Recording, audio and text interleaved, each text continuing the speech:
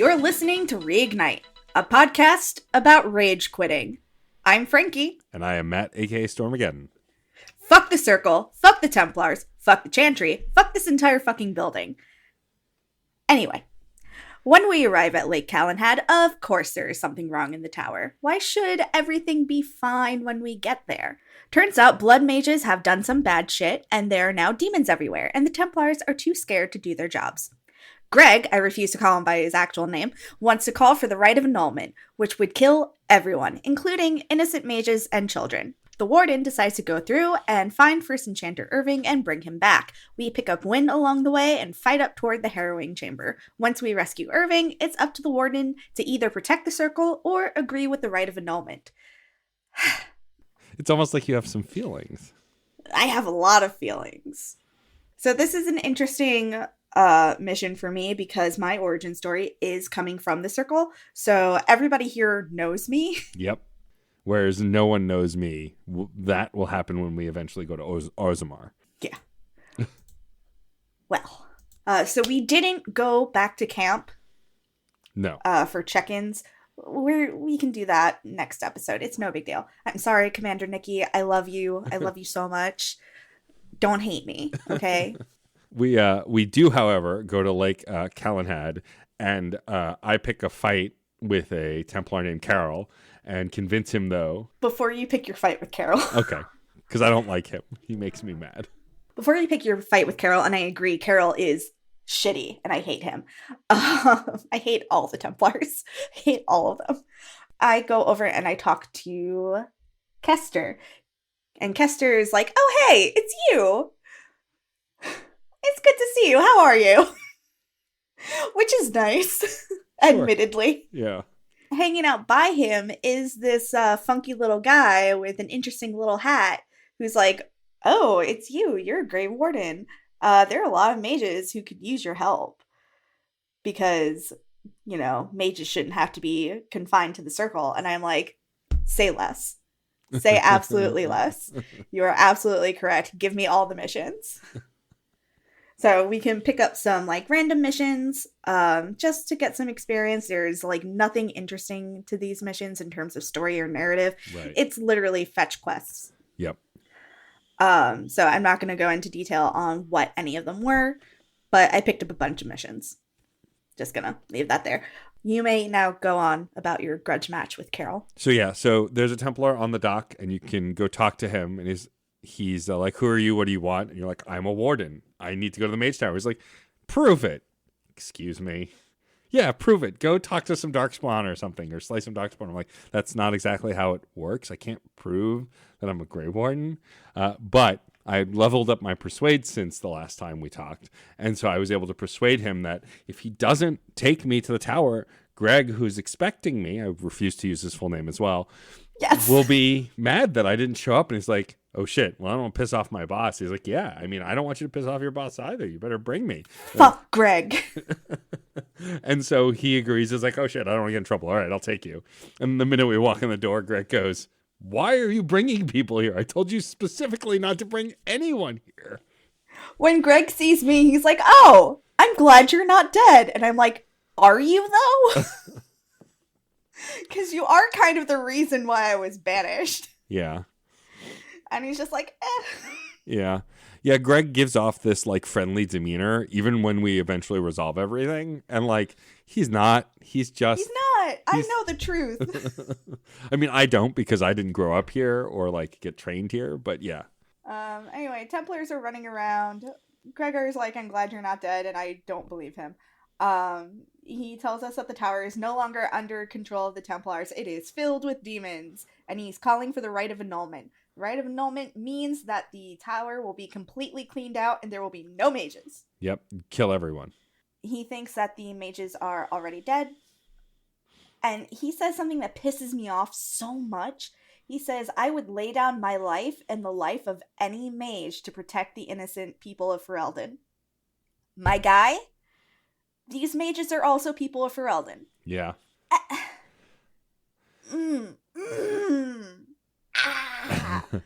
I'm so angry. Anyway, we are able to convince Greg that we should go in and see what's going on. He's like, If you do that, I will lock the doors behind you, and I will not let you out until you bring Irving or someone of equivalence down and tell me that everything is resolved. Otherwise, I will enact the right of annulment.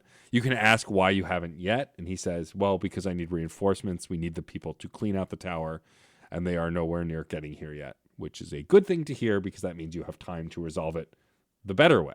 So when we get in, we find that Wynn is facing down a demon and she's protecting children. Her voice is so soft. She's great. So soft I and so Wynn. soothing. I will be honest. I, as my character, am more attracted to Wynn in this playthrough than I had ever been before. And I mean, dang. it's no secret that I have a thing for older women. So, there's that. Or older non-binary people who sometimes identify as femme, to be more specific. Who did you bring? So I had to bring Wynn. And right. then Ob. And then I brought a good boy and Alistair. Two good boys. Technically, yes. 2 dogs. Two puppies. I brought 2 puppies with me and Wynn. I went Girl Squad. Okay. So it was me, Wynn, Liliana, and Morgan. Interesting. No tank. Interesting. I am the tank. That's true. You are technically now. That's true.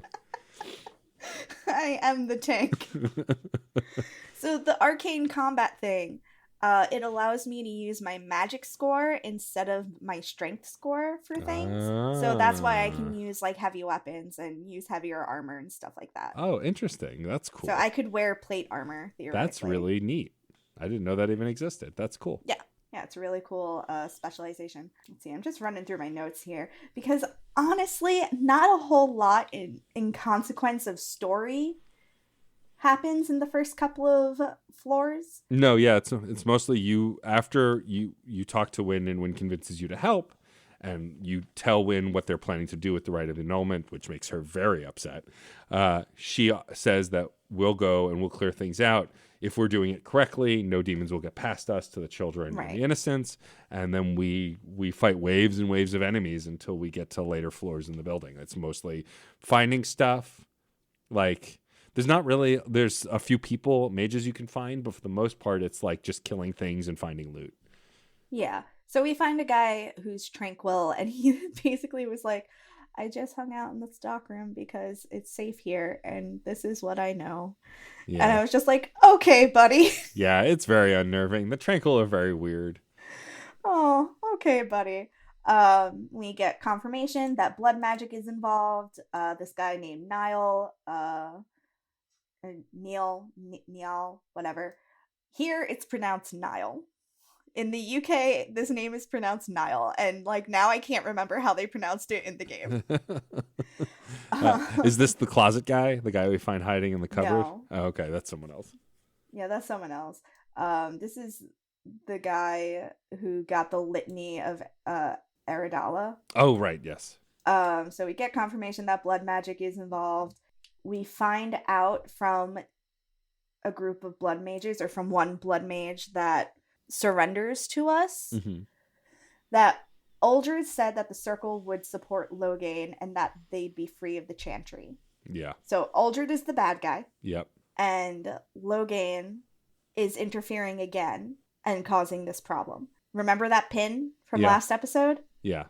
Go remind you of the pin. Yeah. I'm still gonna hang on to the pin. Right. Because don't we get, after all this, before we end for the day, we get a cutscene with Loghain? Yes. Okay. I want to bring the pin up then when that cutscene happens. Okay. Because I have thoughts. So this gives the impression that Loghain is turning people against each other and is like making everything terrible. He's trying to make everyone else fight so no one will pay attention to him and what he's doing. That's what it appears. Right. Correct. That's what it appears to be. And there's this great quote, change rarely comes peacefully, which is true. Yes. It's very true. What did you do with this mage? I let them go. Okay, I also let her go. I'm not about to kill someone who's unarmed on death's door, who is just like, I was manipulated and like, I just don't want to be a slave anymore. Yeah. Like, yeah, I get it. Yeah. So, yeah, I will let you go because I don't fucking care. And then that guy in the cupboard, he Yeah. said something that I thought was really funny. May we meet again in happier, less threatening times. Yeah. You also tell him that. So when you're rummaging through loot in one of the rooms you clear, you see a cupboard shaking. And when you open it, a guy comes, like you knock on it, and the guy is like, "Is it safe? I don't believe you. Is it really safe?" When he finally comes out, you can talk to him, get some of the lowdown of the information he has, and then you tell him he can go back. And on the bottom floor, there is a bunch of other mages and children that are hiding. You should be safe. He's like, "No, I think I'll just go back in the cupboard. I think I'll be okay. I'll probably be safer in there." And then literally goes back in the cupboard. Okay, guy. Whatever you got to do. Whatever makes you happy. So after dealing with this guy, we get to the 4th floor. Yeah. The 4th floor is fucking creepy. Yeah, it is. There's like viscera everywhere. Flesh flesh stuff hanging from this, like the ceiling and on the pillars. Did you walk in on the Desire Demon and the Templar? I did. What did you do? I attempted to rescue him, but unfortunately she turned him on me and I had to kill everybody. Yeah. That's kind of like, those are your two options. Like, either you let her keep doing this, or you have to kill both of them. Yep. And I killed both of them.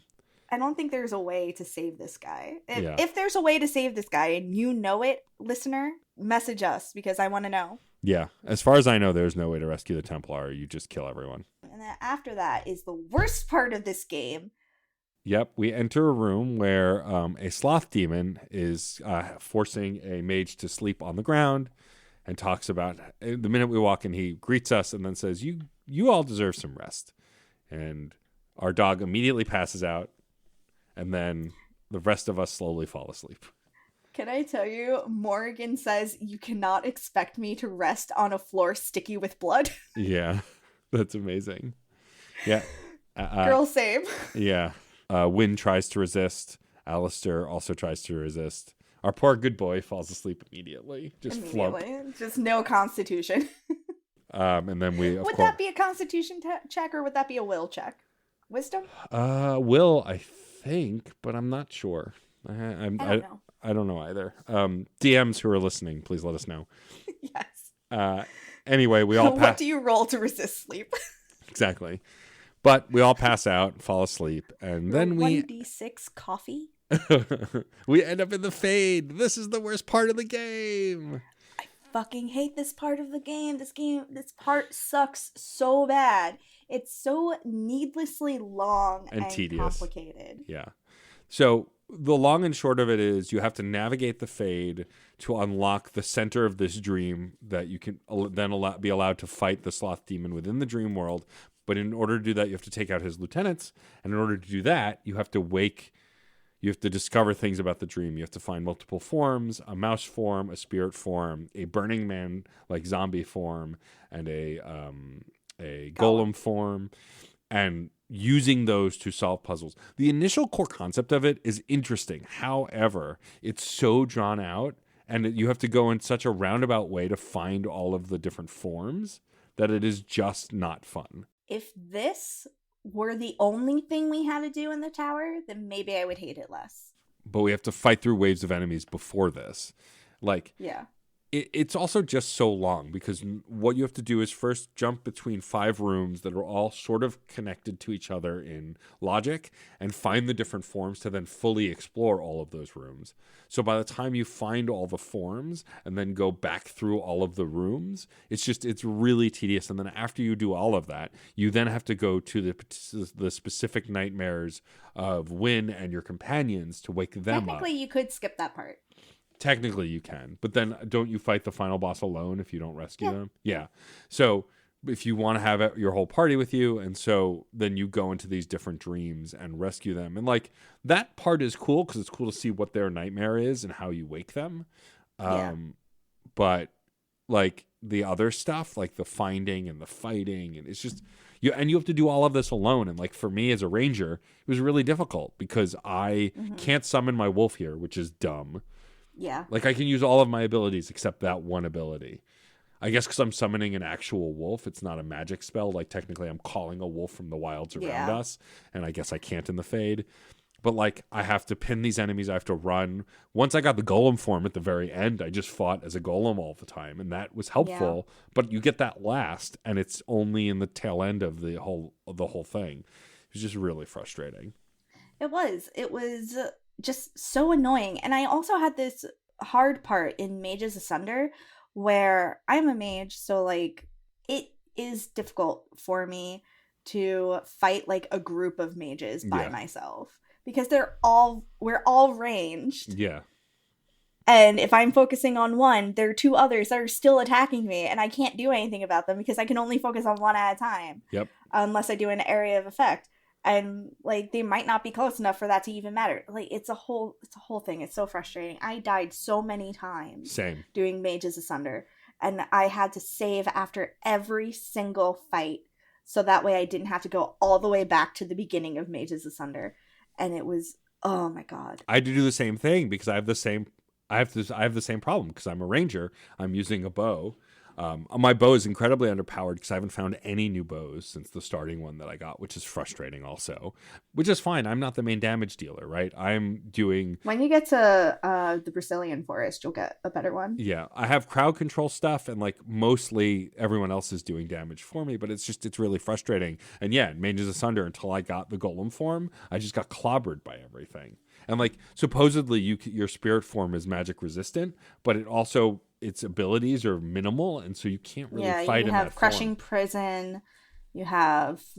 like an Ice Blast, and like... the Ice one, and then you also have a healing spell. But it doesn't really work, and you move super slow, too. Yeah. So, like, it was really frustrating.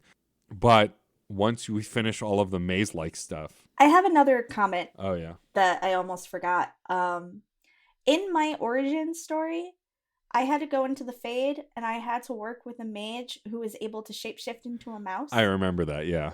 And at the start of this, you meet a mouse. Yeah, who then dies to give you his ability. Right, and I thought that there was going to be a connection there. Nothing. But apparently, no, there are just multiple mages in the Fade who can turn into mice. Shapeshift into mice. Yeah. Okay, sure. Like, interesting. I'm kind of disappointed that there was no, like, connection there. But let's talk about the nightmares, because at least that's something interesting narratively. Wynn's nightmare is that everyone under her charge died, and she's wallowing in her grief. Yep, and you have to convince her that it's not real, a reminder of what her true mission is, and kind of rally her. And when she starts to believe you, that's when everyone who died, like, comes back to life, and they're like, "Don't leave us, Wynn! Stay here in the embrace of the earth with us!" And then you have to kill them all. Yes. Like dead this time. Oh, we also didn't talk about our nightmare at all. Oh, no, yeah. Are they different? Let's talk about our nightmare. Sure, yeah. No, we have the same nightmare. Yeah, it's the same nightmare. Yeah, we wake up and we see Duncan, and we can start to talk to Duncan. Duncan never died. We're in Weishaupt. The blight is over. Darkspawn are gone forever. We're gonna become bards and historians, and we're gonna talk about the days gone by, and it's smooth sailing from here, baby. Yeah, except my warden, and because it's a little metagamey, knows that something's up, and so I just pretty much piss off Duncan at every turn until he then attacks me, and I fight everybody. I didn't lean into the metagaminess of it. I decided to play it as though I was in the fog. Uh-huh. But no matter, what, your character does eventually hit a point of, no, that's not right. My logic, which is a little less metagamey, is because my character doesn't use magic. That makes more sense. And so, the metagamey of it, yes, it was because I wanted to get through the mission, but also my headcanon is Dwarves don't dream. Right. My headcanon is because dwarves don't dream and because dwarves don't use magic that I was less affected by this nightmare. And so I started to break from it immediately and know that something's wrong. This isn't right. Yeah, no, that makes absolute sense to me. So good job rolling with the narrative. Morrigan's nightmare tries to present as Flemeth. But Morgan isn't fooled. Yeah. And Morgan's like, "Leave me the fuck alone. I know you're a demon. You are not my mother. Not even my mother is this annoying." And then Demon Flemeth slaps Morgan for disrespecting her. And Morgan's like, closer, but still no. And I was just like, oh, Morgan. Yikes. Oh, sweetie. What about Alistair? So Alistair's nightmare is he's living with his sister and his sister's kids. And when you walk in, he welcomes you to have dinner with them and hopes you'll stay. And of course, from the get, I'm just like, this is not Alistair. It's not really. He's like, oh, don't be so rude. Come on. Oh, my silly friend. And then eventually the sister starts to chime in. Oh, you shouldn't listen to your friend. Maybe he should go. And it's like, no, you know, Alistair. He's like, no, he's my buddy. He's got to stay. We're going to all hang out. And you're like, Alistair, I'm going to shake you. This isn't real. Stop. This is a demon. We got to go. And then, of course, she goes all demon. And the children become zombies. She becomes a demon. And they all attack you. You fight. And then you escape. Well, actually, you escape. Alistair disappears. Yeah, that happens to all of them. Liliana's nightmare, she is back to being a cloistered sister, and she doesn't recognize you whatsoever. When you start to, like, urge her to remember, like, what happened when she left, she remembers that there was a sign, and then the revered mother who is standing next to her tries to tell her, like, none of that's true. The Maker turned his face from us. You know that. The Maker doesn't care about us.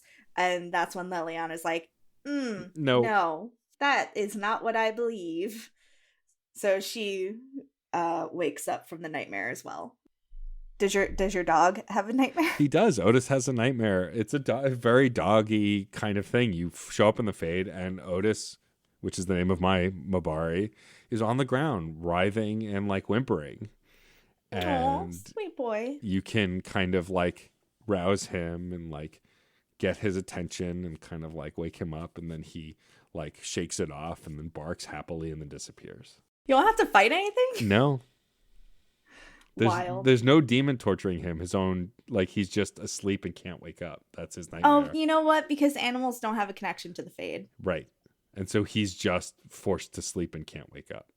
Yeah, poor thing. We fight the sloth demon. He cycles through like 5 different demon forms. Yep. Because we woke all of our companions. We don't have to fight him alone. Yep. Thank God. Though I would have, because fuck that guy. I'm very fighty. Yeah, I've noticed. You activated my fight or flight, and I am a flightless bird. It's true. You cannot fly. After we defeat the sloth demon, Niall appears, and he tells us, like, you have to take the litany of Adrala off of my body. I'm dead. I have been here too long. He used all my life force to fuel his nightmares. So, like, you gotta let me go. Which, you know, makes me sad because it's a bummer. he really tried his best. Yep. Something he says here is dark times, greater acts of heroism. Poor guy. Poor guy. And then we're done with the worst fucking part of this game. Yes, we are done. And so from here, we take the litany with us, and we are on to the final battle. We confront Uldred. You forgot. What did I forget? Our boy. Oh, yes. Right. Our stupid boy. Yes. So we head towards Uldred's room in the tower. Before we get there, we find a Templar trapped in like this force field, being tortured by visions. It is Cullen, the dumbest of the Templars. Yeah. For me, Cullen sees me and he's like, I'm being tortured with like my memories again. Like, you're torturing me with my inappropriate feelings for her. And he like reveals that he had a huge crush on me. Basically. Yeah. My character was like, oh, I don't think I was supposed to hear that.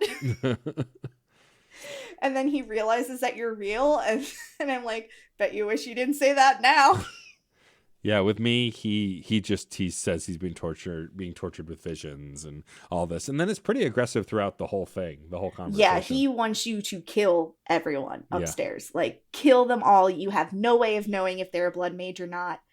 And I'm just like, slow your roll, buddy. Yeah, not going to do that. We're gonna figure this out diplomatically, with which Wynn thanks us for saying that and not going along with the Templars' plan. Yeah. And then Cullen says, I hope your compassion hasn't doomed us all. He's so dramatic. Like, just again, as I said in the intro episode, having played Inquisition first, and Cullen is hit or miss in Inquisition, but like he at least has compassion. Like, he's sometimes harsher than the other tentpoles when you're planning, but he does have compassion in that game. So to see him so cruel and like one-sided here was really jarring, just because I came the other way around. This time now, knowing the evolution of the story, like, because he is in the second game as well. Like, I kind of understand his path, but he's just really a shit right here. Yeah, he sucks. So into the harrowing chamber we go. We find that mages are being forced into becoming abominations by Uldred, who is possessed now. Yeah, he's Uldred's gone. Yeah, he's like, there is no more Uldred. I am whatever he says. Yeah, we don't care. You're a demon. We don't give a shit. And- Every time demons are like, let's make a deal, I'm like, who are you? yeah, no thank you. No thanks. And then when we say we'll fight him, he transforms into this giant monster, and then we fight. And throughout the fight, we have to use the litany every so often to keep him from transforming the mages into abominations. Yeah.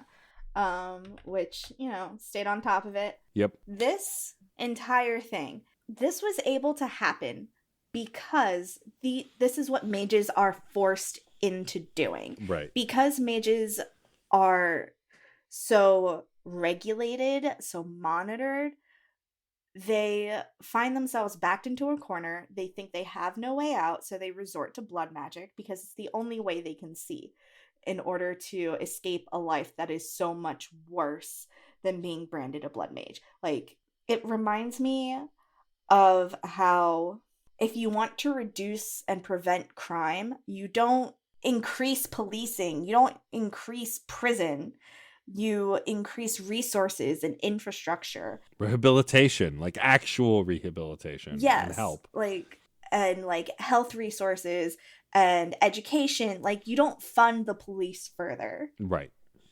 And like, this was able to happen because the Templars have too much power. Correct. And they have too much power over the mages. And like, we see this in our world every day. Yeah. And it's such a striking parallel to me. And like, this is why I get so upset over it. Like, yes, I know that it's fiction, but I get upset because this is a thing that is actually happening. This is a thing that we can look at in our own world. And like, we can see people suffering. And people are suffering because there are people who actually think like the Chantry and like the Templars. Yes. And I'm getting worked up.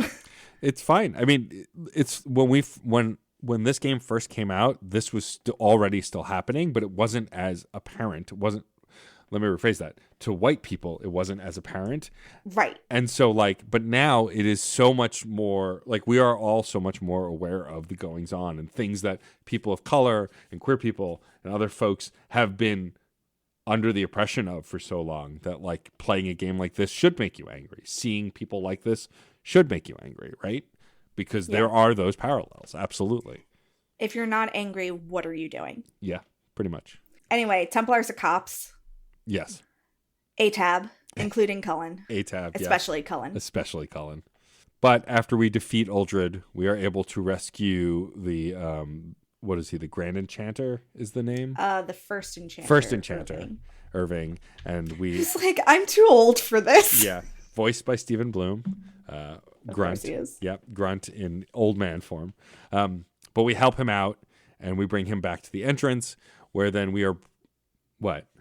My favorite thing is he looks to Win and he's like, this is your doing, Win. And I'm like, bruh, I am standing right here. Did you miss the part where I told the demon to go fuck himself? Like, come on. Yeah. Win didn't say anything. Yeah. I did all this. I stopped him. I did all the work.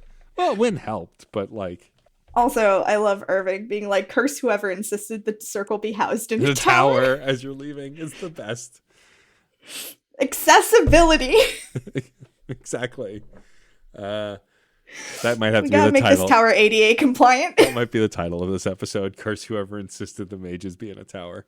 That is a very long title. It is a very long title. Anyway. Make the tower ADA compliant. Exactly.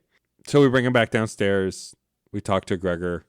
And we are presented with the choice. Why us? I don't know. But we are presented with the choice. It's always us. To decide whether we should support the mages and rebuild the tower or support the Templars and still wipe them all out. I have in my notes, take that, Greg. Yeah. So, of course, I support the mages. I assume you did as well. Yeah, because Cullen's trying to convince Greg that they're all blood mages. Like, Greg is pretty much like, oh, great, he's here. Like, everything's awesome. Yeah, this is what I meant Greg... by he was kind of a decent person because, he respects Irving at least. Like, he's like, Irving's here. I am willing to believe everything is great. Whereas Cullen is like, no, We have to kill them everything all. is terrible. You have no idea if they're all blood mages or not. Like, you have to kill them. And Greg kind of turns to us and be like, I mean, you were up there. Like, What happened? what's your read on the situation? Yeah. So I, like, obviously support the mages. And I'm just like, Cullen's an idiot.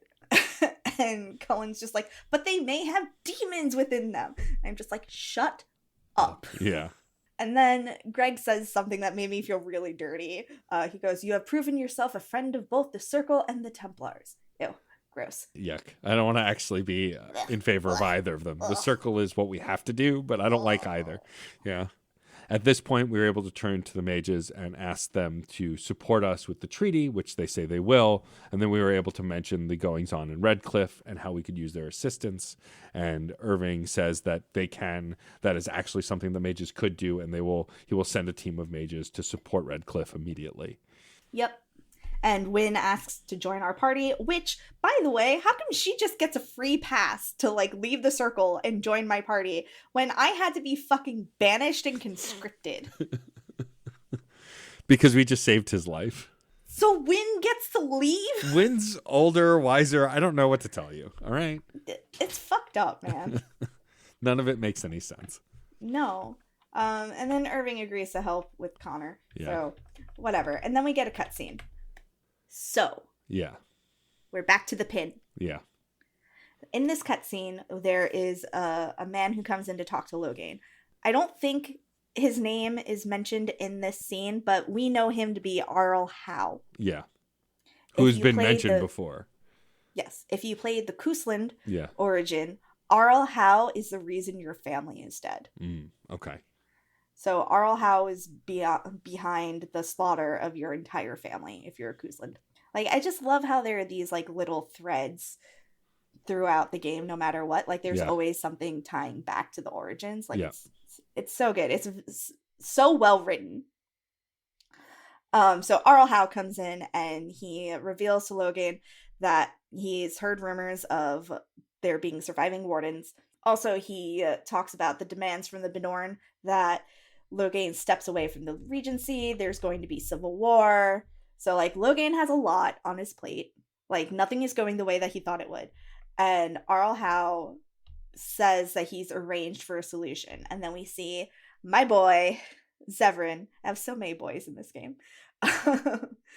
And he walks in and says the Antivan Crows send their regards. Logain agrees to have us assassinated. He tells how to, like, do whatever he has to do.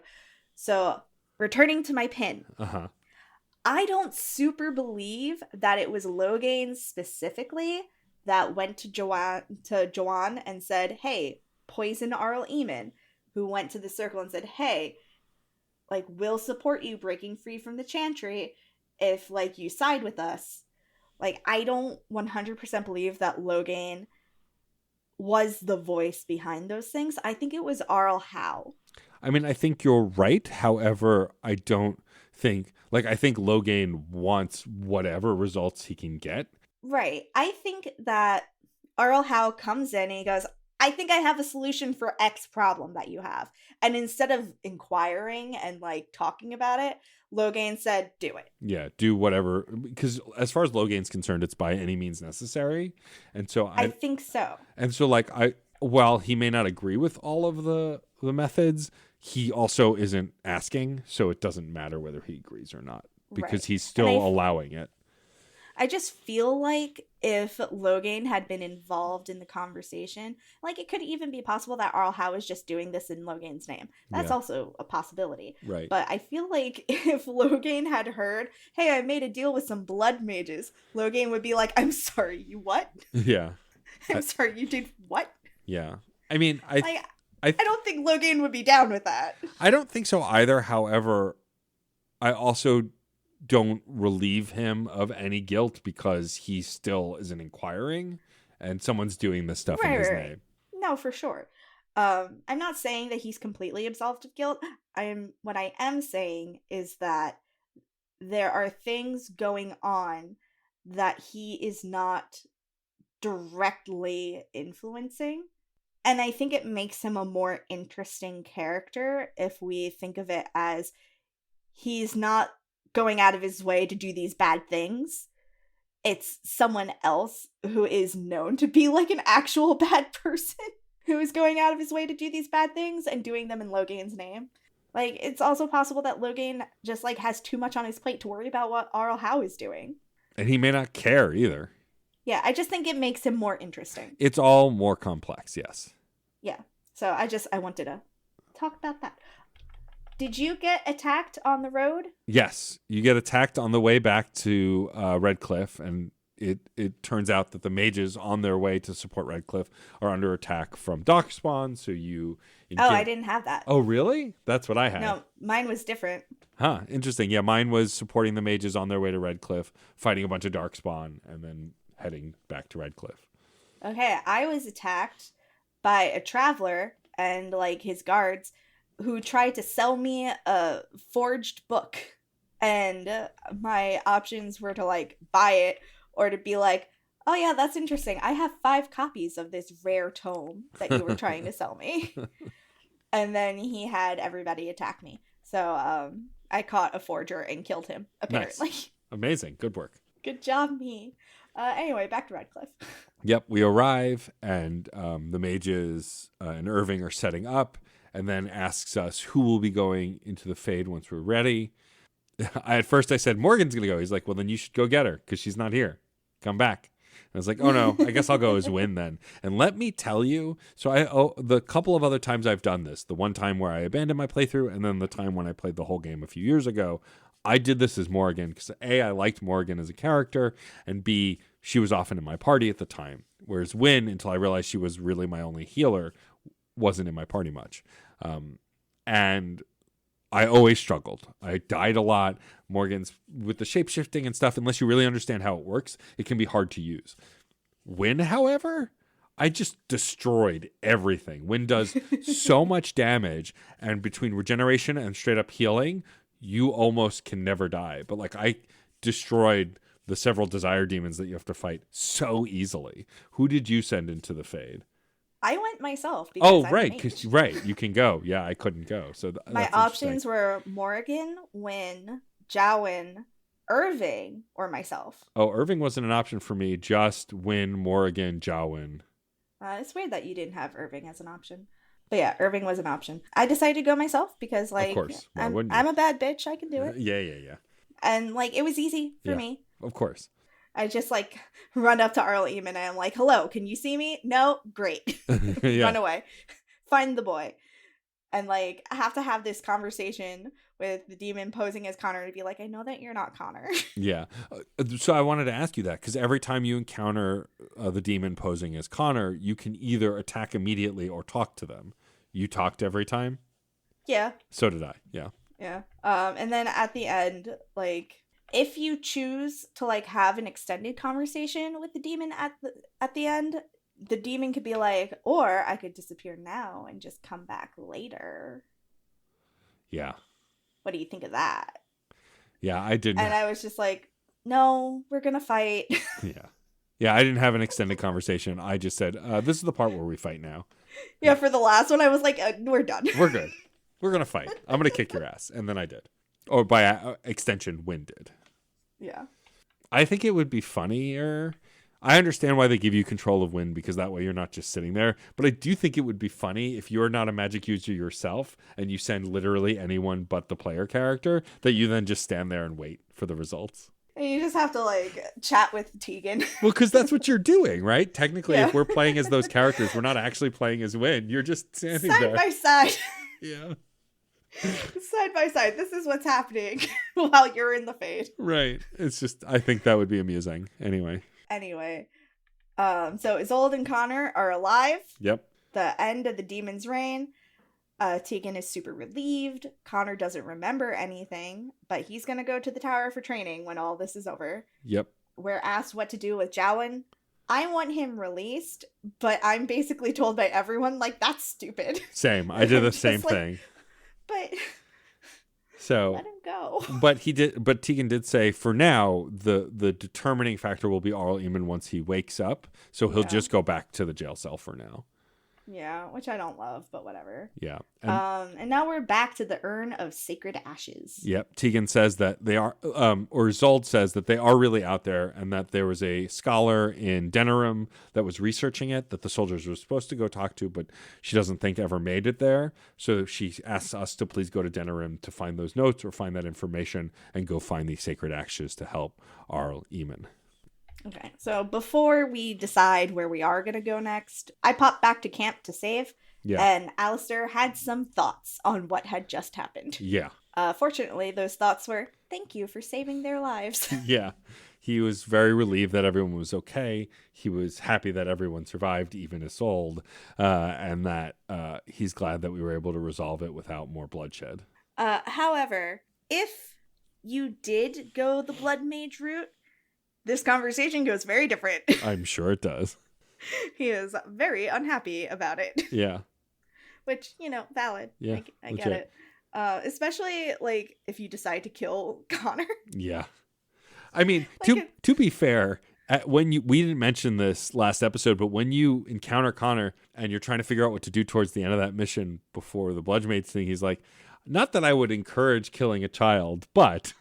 Like, he does have that line of thinking, so Yeah, like, it be like that sometimes. Yeah, exactly. Unfortunately. Okay, so Frankie and Matt discuss politely where they'll go next. Yes, so we are at the camp. We saved after the Alistair conversation. We'll have more check-ins next episode as we are back at camp. But now we have to decide whether to go because we have to give presents to everyone. We do have to give presents to everyone. Do you have the Feast Day pack, by the way? I should have every DLC that exists. Okay. The Feast Day pack has some bonus gifts that you can pick up from Bowden. Oh, yeah. I didn't buy any of them, but yeah. Okay. I didn't buy them yet. Yeah. Because I also have the quest from the guy who's standing in our camp, the person who used to know Duncan, who came to us. Yeah.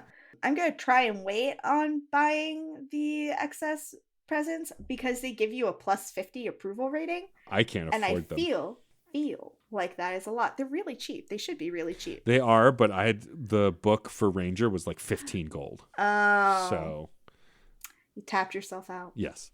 But okay. I haven't checked my gold count since the end of this mission though, and I have some stuff to sell, so I should be fine. But yeah, I wasn't planning on buying them. I have a ton of gifts already beforehand, so I'm going to go through those. And there are also like story related gifts. Yep. And I have one of those for Alistair. Nice. You should also have one for him. I'm sure I do. So our options. We can go to the Brazilian forest to recruit the Dalish. Yep. We can go to Orzammar to recruit the dwarves. Or we can go to Denerim to follow up on Brother Genetivi. So logically, it seems to make sense to go to Denerim since that's where we were charged to go to next. However, you told me I will get a really nice bow if we go to the elves. I'm saying that it's possible for you to get a nice bow if we go to the elves because that's like their whole thing. Yeah, they're archers. But you could also get a nice bow if we go to Denerim because that's where the shops are. That's also true. I am in no hurry to go back to Orzammar. I am firmly believing that my sister is doing A-okay. I'm in no hurry to go back to the place that almost had me killed / banished. Yeah. Like, I would have been happy to leave the mages for last because, like, I don't want, like, that was not a good time for me. I would hate to go back. But now we have dealt with, like, my trauma. Yeah. So now it's just your trauma. So if you want to leave the dwarves for last, I'm totally cool with that. I think logically, based on if I were in my character's shoes, because someone said you should go to Denerim, I would go, I guess we should go to Denerim. Like, that's my logic. Like, the elves are so far out. Yeah, we need to wake up Arl Eamon, and that was like... Yeah, that was the whole point of why we came. That is what we set out to do. Right. And we have not done that yet. Right. So it makes sense to me that we go to Denerim. Because Orzammar and the Brazilian forest also... Brazilian. Not the Brazilian forest. That's a different place. It's a completely different place. But besides those two places, like to go to the elves or the dwarves, it's just like dwarves is me reluctantly going home because I know we need to. The elves are outside my purview, right? I'm not thinking about them. I don't really interact with them. And so, like, logically, my character would go, well, they said we should go to Denerim, so I guess we should go there. Yeah, I think we should go to Denerim. Okay, great. So that's what we'll do. So next time, for the next episode, make sure you go to Denerim. And maybe I'll get a nice bow. All right, so we're going to go to Denerim. Denerim should be interesting because there's a lot of stuff to do there that isn't necessarily story related, but then there is some story related stuff. I just don't want us to like get stuck doing Landsmeet stuff too soon. That's fair. And I guess we should agree that if we do Denerim, we're also going to go back again and wake up the Arl after. Yeah. Okay, makes sense. Because if we do Denerim, we're not just doing Denerim. Yeah. If that makes sense. Right. Because we have to follow up on Brother Genitivi, and then we'll like explore what Denerim has to offer, I guess. Right. Oh, you know what? What? When does the alienage trigger? I have no idea. Should we not go to Denerim yet? I think we should go to Denerim. I just can't remember if we can do the alienage like right away, or Okay. if that doesn't trigger until after Arl Eamon is awake. Okay. Yeah, I don't know. That being said, so we're gonna go to Denerim, and we'll follow. You know what? It's not just that we're gonna go to Denerim. We're gonna follow the Brother Genitivi quest line. Right. We're going to Denerim to do the Sacred Ashes and wake up Arl Eamon. Right. So from Denerim, we'll also go to like wherever We need to that go is. to get those ashes, yes. Okay. Got it. Decided. It's so complicated. It is complicated. Why you have to go and make things so complicated? I don't know the next line. Let's just outro the show, please. Well, if you like what you heard here, follow us on social media. We're at ReignitePod on Twitter and Instagram. Facebook.com/ReignitePod. Oh, wait, we're back on Tumblr. Did you see that? No, I didn't. We got an email from Tumblr that we have been reinstated. Let me confirm that before you try and find us on Tumblr, but we might be back. We might be back. You can send us an email at reignitepod@gmail.com. You can also find us on Twitter at FrankieBWrites and at DJ_Stormageddon. Don't forget to rate, review, and subscribe on your favorite podcatcher if you can. It helps us get seen so other people can find us. We are members of the Certain Point of View Podcast Network. You can visit certainpov.com to find more nerdy podcasts, each with a unique point of view. You can also find a permanent invite link to our Discord server on the website and join in the conversation. You can also find that Discord invite link and a link to Apple Podcasts right in the show notes. Go write us a review right now as you're listening, right this second, and then go join our Discord. Personal plugs, I have nothing. That it? Yeah, if you want to send me money, my Venmo is Frankie Brad is hella rad. Do it. Or is it Frankie B. Writes now? I think it's still Frankie Brad is hella rad. I'm sure if you look for Frankie Bradley, you'll be the only one. I'm not the only one. Okay.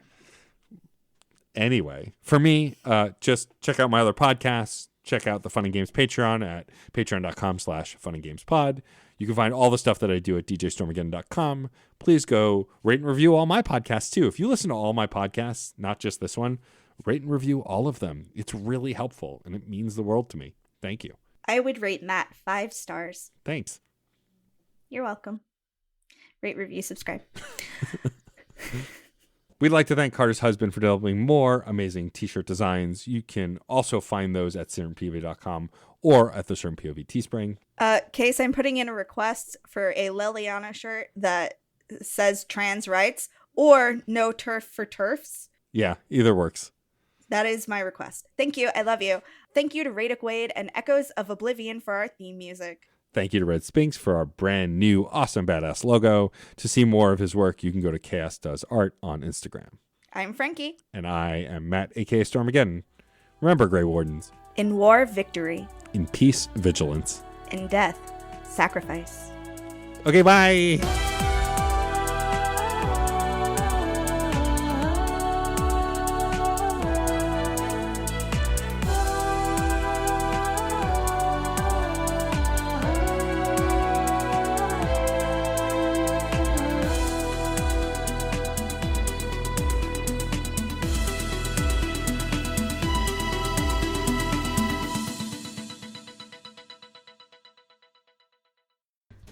Hey there, Screen Beans. Have you heard about Screen Snark? Rachel, this is an ad break. They aren't screen beans until they listen to the show. Fine. Potential Screen Beans. You like movies and TV shows, right? I mean, who doesn't? Screen Snark is a casual conversation about the movies and television shows that are shaping us as we live our everyday lives. That's right, Matt. We have a chat with at least one incredible guest every episode, hailing from all walks. We've interviewed chefs, Writers, costumers, musicians, yoga teachers, comedians, burlesque dancers, folks in the film and TV industry, and more. We'd be delighted for you to join us every other Monday on the Certain POV Podcast Network. Or wherever you get your podcasts, fresh and tasty off the presses. What? That's not. Can I call them Screen Beans now? Fine. Screen Beans! So tune in and we'll see you at the movies or on a couch somewhere. 'Cause you're a whole Screen Beans now. CPOV. CertainPOV.com.